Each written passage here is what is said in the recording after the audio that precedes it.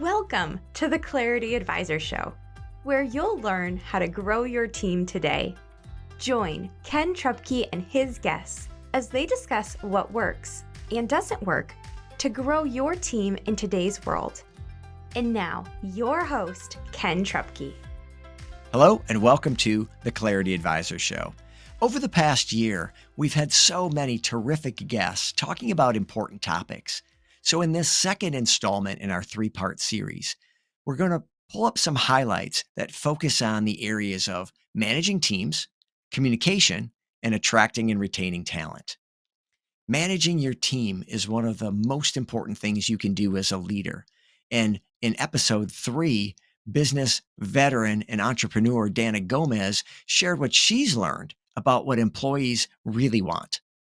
So again, we came out of this major corporate world, and so we brought forward what we knew as employee engagement things, the things that always worked. We tried company picnics, we did museum days, we did caregiver appreciation dinners, and they just never really worked. So after really years of disappointing attendance, we said, we got to figure this out. What do they actually want? Not what do we think they want, but what do they actually want? And it turned out that financial rewards like the Butterball turkey coupon at Thanksgiving, gas cards for taking an extra shift, reliability pay for taking a last minute shift, even a company membership to VonMyhr Gardens so they can take their family to the gardens, not go to the gardens with us, have proven to be effective. So deconstructing what it is that employee values. Some of it's a learning process, but I would say put the same level of attention into understanding your employees as you do to your customers, and you're going to get there. In episode 7, my friend Joe Miller, with 37 years of sales experience, shared his take on what employees really want today. People are still people. Nothing's changed. And that part is not changed. How we interact with each other has changed, but people are still people. Here's what I think people really want. And everybody would say, "Oh, you're a salesperson. You want to be well compensated. You want to make a lot of money." That is true up to a certain point. But here's what people really want. They want to know that they're getting better. They want to know that they belong to a team, that they're part of a team, and that this is I think the most critical piece. They want to know that people care about them and that they're doing a good job. I really, I've always believed that. I believe it even more today because I don't see sales managers pouring into their people and saying, "Hey, how can I help you get better? Are you doing a great job? I saw you do this." I just don't see it, Ken. I don't see enough people patting other people on the back and saying, "Good job." Because when you do that, it makes it easier to say, "Hey, we need to change the direction of this thing you're doing." But it can't always be a negative experience for the salesperson. Yep. In episode 28, my good friend and business leader, Michelle Voss, talked about what she's learned about checklists and shadowing to onboard employees. Oh, so a couple of the things that I ran into in trying to grow the team and build was that we didn't have any formal training. And so just decided to, if I was new, what were the things what I wanted to know? And I created this plan where everybody that worked in the company would sit with this person for at least 2 or 3 hours and share. And I have a checklist. Okay, I want you to go over all of these things with this person. It plugged that person in to the company, but also on a personal level so that they felt more connected. And so, going from there, and it was a little bit of a challenge in that role, just because of the fact that many of the people that worked at the company had been there 10 years, 16 years, longer than me, were older than me. But it was just really cool that my company saw something in me that I could bring new to the table. And I used that as a challenge, as a challenge to challenge the norm. From episode 22, sales trainer and coach Joe Pici shared about the importance of having milestones to track team progress. Here's an important aspect of smart goal setting. You have to have milestones, or what we call benchmarks, along the way. And so, milestones, if you're on a highway driving, there's these milestones of how far did you go? Milestones are places in between the final goal achievement that you can measure your result and see, am I on target? This is also a great management tool. You're managing a team. And so when you bringing them in and you're talking to them individually or by group, they take out their smart goal setting sheet and say, hey, are we on target? Are we getting where we need to, or do we need to adjust? From episode 9, my good friend and business leader, Krystal Parker, shared what she learned from going from corporate America into the not-for-profit world and the pivot she needed to make in leading volunteers. Coming into this, we had a group of volunteers that we call ambassadors. And at the time, I was working alone independently. I didn't have a paid team that was working alongside me. So it was me and volunteers. And it was one of those things where, oh, you want to volunteer? Sure, come in. And there wasn't structure in place to help them be successful. It was kind of like, well, you say you're going to do it, but we don't know if you did. So there was no opportunity to inspect what we expected. And then there was a major issue, Ken, and that major issue was me, because I had come from the corporate background and I served in corporate for a number of years. And so there was always an exchange. You do this in exchange for dollars. And so when I had all these volunteers helping me to move this mission forward, I felt like there was an element that I owed them something. And I got a very wise piece of advice. And that piece of advice was, hey, you serve in your church, right? Yeah, I serve on the worship team. I serve in the kids ministry. And he said to me, he says, do you expect anything back from the church? I said, no, I serve because I love to. I want to help. And he said, why are you trying to take that away from the people that are serving this mission? And it was one of those, wow, let me sit back and really think on that for a minute. I was trying to make an exchange when people were really trying to support, volunteer, and serve the mission. And so when I was able to understand that, I was able to structure volunteer programs that tapped into the unique talents and abilities of the individuals that wanted to serve. Some people are wired for social media. Some people love picking up the phone and making phone calls. Some people would rather die than make phone calls, but they want to connect in meetings and help people. We have virtual ambassadors. So we started creating individual teams of volunteers based on their unique abilities and structuring it in a way that there was some accountability there. That way we would know. And it wasn't about holding them responsible. It was about serving our members.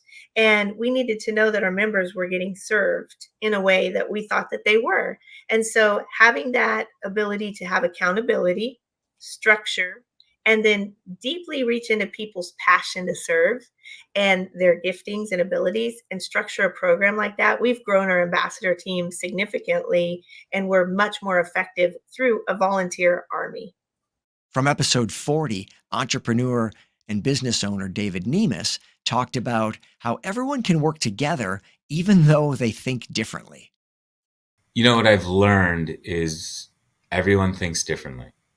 You have to first understand how you think and what drives you and what drives your behaviors, your thoughts, you have to be comfortable in your own skin about who you are and how you operate, and understand that not everyone's going to operate there. No matter what you try to force them to, people have different personality types, people think differently, and you get a greater response if you surround yourself with people who think differently than you.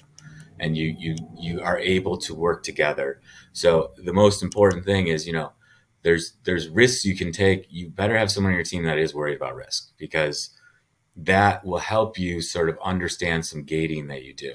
So that someone's like, yeah, I don't think that's a good idea. And you have to give them space to present that and not just try to be like a smartest person in the room, or you're going to just yell people down and things like that.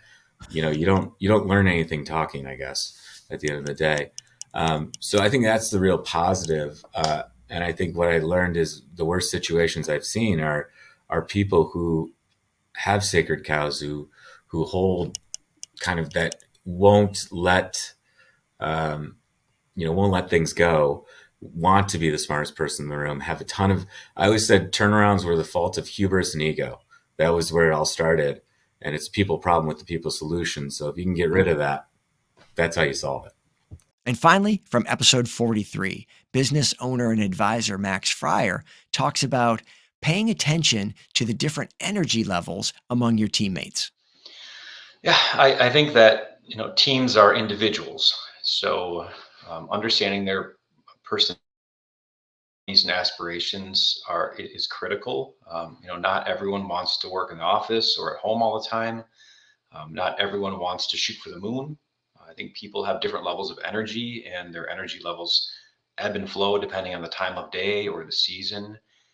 And, understanding that good people want to contribute, and they will contribute, and they'll work really hard, but they have to have a chance to recharge. And I think you have to have a respect for, how their energy ebbs and flows.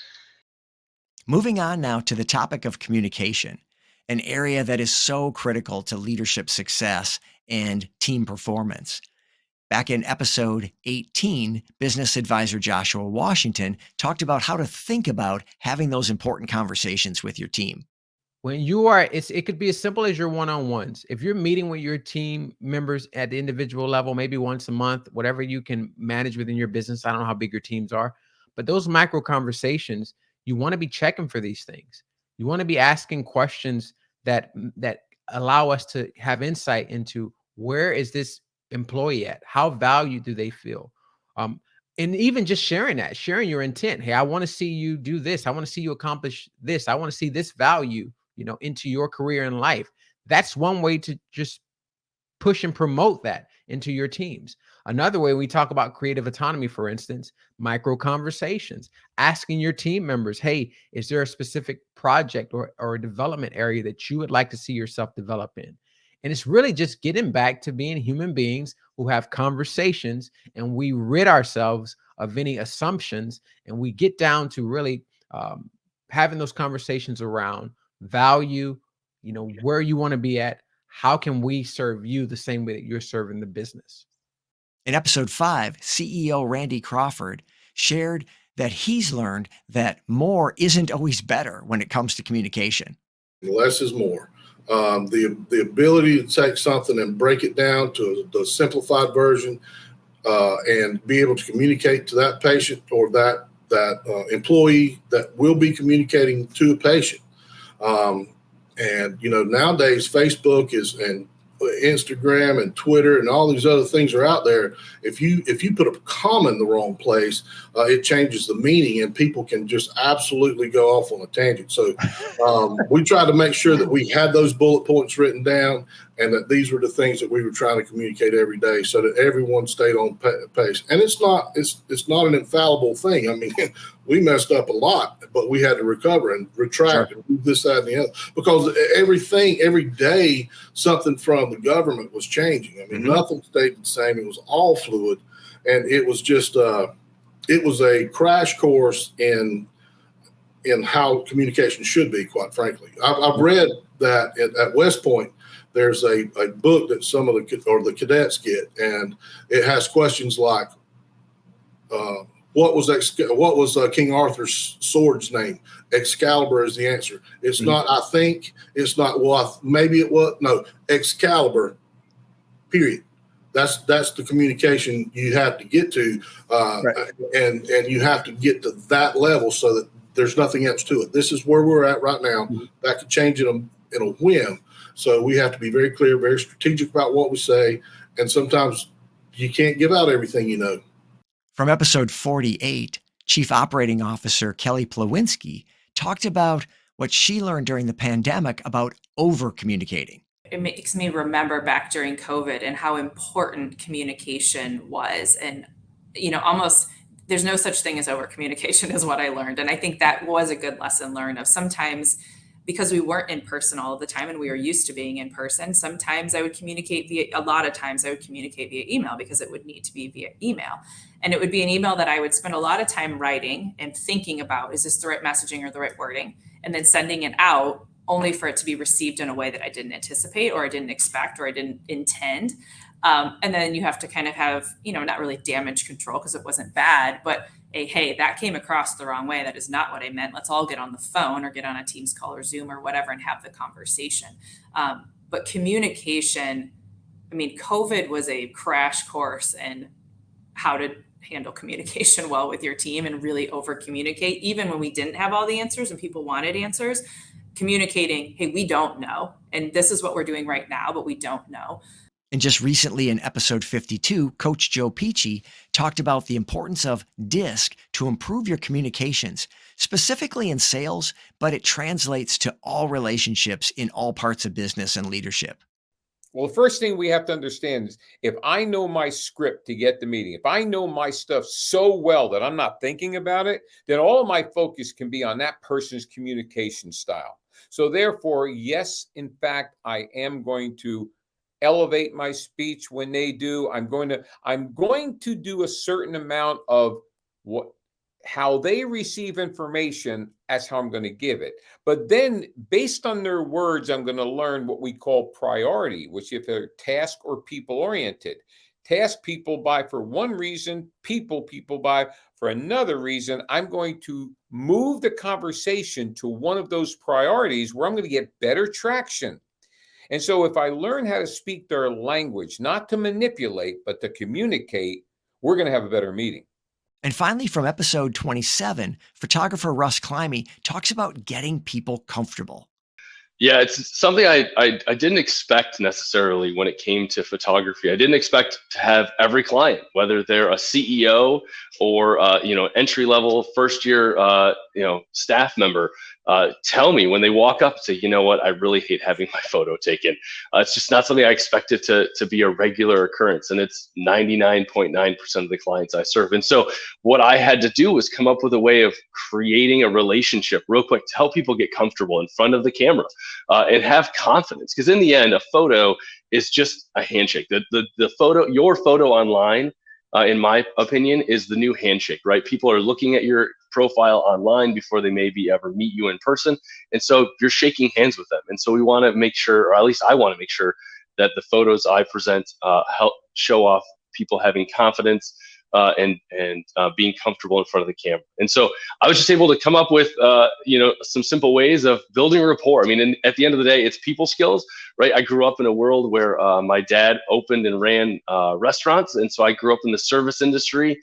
And so I tell folks that instead of being a bartender in the service world now, I'm just, I have a camera instead. And so I'm literally just trying to make people comfortable when it comes to meeting them in a short amount of time. I typically get 1, 2, 3 minutes with people. I don't get 2 hours with folks. And so I have to be able to build rapport quickly to help them get comfortable with having their photo taken. Is your business where you want it to be or on track to get there? Clarity Advisors helps business leaders improve communication and get your team aligned and engaged for greater success. We specialize in helping you streamline your sales and operating systems to improve efficiency and grow your profits. Call or text Ken at 616-822-2998 to have a complimentary 12-minute call to see what some clarity could do for you. Attracting and retaining great talent is one of the most important things in business today. Again, from episode 48, COO Kelly Plawinski talks about how to attract and retain great talent. It's kind of the name of the game right now across the board for everybody. Right now, it's all about culture and flexibility, and just providing a culture that people want to be a part of. I think employees have a lot of choice right now, given where our economy and the market is. They have a lot of choice. They are not afraid to execute that choice. Back at Ford, we had a lot of what we termed lifers, people that would be at Ford for 20 to 40 years, right, for their entire career. And it never crossed their mind to try something different. Nowadays, people are questioning every 2 to 3 years, every 18 months of, is this where I want to be? Is there something greener on the other side? And so making sure that we are providing a culture that people want to be a part of, a culture that people enjoy. We work hard. The work is rewarding. We train our people. That is really a big part of it. And the flexibility. I'm all for providing flexibility. When I was at Ford, after I had my our 2 children, I went back to work 80%. So I worked 4 days a week. I still probably worked more than 80%, but I at least was home once a week with my kids. And that flexibility was so important to me. I really like that our society is opening up to that more. One thing that we do at Atomy that's maybe different than some in our industry is we really focus a ton on training when we bring people in right away. A lot of time it's trial by fire, where they push people off the deep end, churn and burn. That is not who we are. We want to train people starting day one for a handful of weeks so that they can get their feet under them and they're not just thrown into something. It really, I feel like as leaders, we owe that to our people to really give them the best leg up that we can. We invest time, our people's time in spending time training. We invest in different resources. We have started investing in external training programs as well. And I think that's helped us from a recruiting perspective. Typically, when we post jobs, we're getting a ton of qualified candidates, which is great. It's hard work to sort through all of those and do all of the interviews. But I think it's working really well for us right now. From episode 4, business owner and CEO Gary VonMyhr talks about the EOS, or Entrepreneur Operating System, concept of getting it, wanting it, and having the capacity to do the job. GWC is get it, want it, and capacity. So get it is really, I always talk about it. It's like your natural ability, your biochemical, your ability to natural God-given ability to do that job and that job function. Some people are, born to be really good with numbers. Other people are born to be really good leaders. And some are somewhere in the middle, and you could over time build up your capacity, your physical, emotional, mental capacity, time capacity to do that job. So that's the third one. Want it is really, it's pretty obvious, but it's like, do you display and really want that job? Not say you want it, but demonstrate that you actually want it. So, right. So G, natural ability, and to get it there. W, want it, really actually 100% want that role. And then C, have the physical, mental, emotional, and time capacity to do that role and those roles and responsibilities. In episode 32, fractional leader Ben Wolf talked about getting the right people in the right seats. One of the main things that we find ourselves focusing on, and 80 to 90% of the engagements is one of our, the most important areas of focus, is people issues. Because you could have the best systems, the best processes, the best technology, the best strategy in the world. But if you don't have the right people, especially in your leadership team, and especially at that COO or integrator seat at the head of the company, kind of driving the direction, keeping everybody rowing in the same direction, keeping everybody rowing in the right direction, channeling us to stay focused and not always run after the next new idea before we even finish executing the previous great idea, to have somebody running things. If you don't have the right people in those seats, again, especially integrator or COO, but also everybody, the leadership team, the people who are accountable and responsible to run the major functions of the business, ideally independently, not needing to be pushed and pulled by the CEO or the founder or the COO or anyone else, but people who come with batteries included, right? Who, if they're the marketing head, who own marketing, strategy and execution. If they're the ops head, who own operations, strategy and execution, finance, R&D, whatever it is, distribution, supply chain, whatever it is, that those roles are fully owned by the people who have them. And very often what we come in and find is that people do not fully own their roles. And there are, there are various kinds of people issues at the leadership team level. So when we come in as a COO, we're taking over from someone else who either was or by absence wasn't doing that job. And now we could, more effectively drive that, both strategy and execution for the entire business, making sure everything's rowing in the same direction, rowing in the right direction, being the conductor of the orchestra who doesn't necessarily have a day job, isn't playing an instrument, like a conductor doesn't play an instrument, but making sure that the entire orchestra is playing the same piece of music at the right tempo. And so come in and do that. And without the right people owning their parts of the operation, none of the strategy, none of the systems, none of the processes, none of the technologies are really going to make much of an impact, or is just going to be a waste of money and a waste of energy until you have the right people driving those things. So it's really one of the biggest focuses when we come into a client. Typically, that's the main focus we typically find. From episode 43, business owner Max Friar talked about what to do when you have a person who's not a good cultural fit and needs to be moved off the team.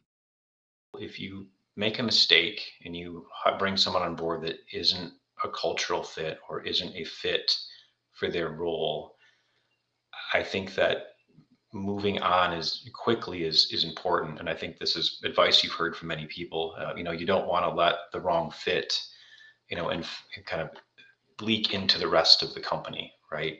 And I think that there are really positive ways to do that. I think sitting down with a person and having honest conversations about performance and fit, and helping them understand more about themselves and what better roles might be for them is maybe, it doesn't seem to be the way that companies go about doing it, but that's the way that when we have that once in a while, we have that person that doesn't work out, we actually try to help them move on to something that makes more sense for them. From episode 51, here's fractional CFO Tom Gentry going back in his career, discussing what he learned about having a wrong fit on a team and what he learned to do. I had hired a gentleman to go to work for us, and I knew after about 3 or 4 weeks that he just wasn't a fit. But I thought I could manage it. I thought I could rehab. I thought I could get him to fit in, and I never was able to. And he was basically really having a negative impact on everybody else that worked there at the company. And so finally, I had to let him go. But I should have done it long before I made the decision to do it. So that was a very valuable lesson from a negative lesson, but a very valuable lesson from a team standpoint and team building, because he had a really negative impact on everybody else that worked there. And once he left, it was just like the difference of day and night in everybody's attitude and what everybody was willing to do. And finally, from episode 36, the millennial guru, Paige Cornetet, talks about caring about each person. I think the big thing too is caring about another person, like good relationships. So a lot of the team building exercises that I do is connection. It's not just communication, right? Because if you don't like that person, or you don't want to have a beer with them, or you don't want to have lunch with them, a lot of those great conversations come up, and understanding each other when you have those kind of, offline conversations. How's your family? What do you do? What do you like to do? Things like that is caring. Because the great quote is like, people don't care what you know unless they know that you care. And here's Paige again, talking specifically about millennials. I would say, first of all, millennials don't really care that we've been the butt of jokes for a while. I think we're just like over it okay, these typical millennials, well, guess what? We're in a different time. There's a lot of different things that have been thrown at us, from technological advances, to different, not being able to own a house, things like that, etc. And I think with the next generation coming up is we're a little bit more understanding of like, okay, they probably know more about this. Let's include them in these conversations and ask them. And I think we respect the younger generation a little bit more than we, being the youngins, right, were respected. So. And that brings us to the end of part 2 of our 3-part series on the Clarity Advisor Show. Please join us again next week for part 3. And if you missed it, please go back and enjoy part 1. And we'll see you next time on the Clarity Advisor Show. Thank you for listening to the Clarity Advisor Show. Clarity Advisors is a speaking, training, and consulting firm specializing in helping you simplify your sales and operating systems to improve efficiency and grow your profits. Connect with Clarity Advisors today to learn more about how they can help you improve communication and get your team aligned and engaged for greater success.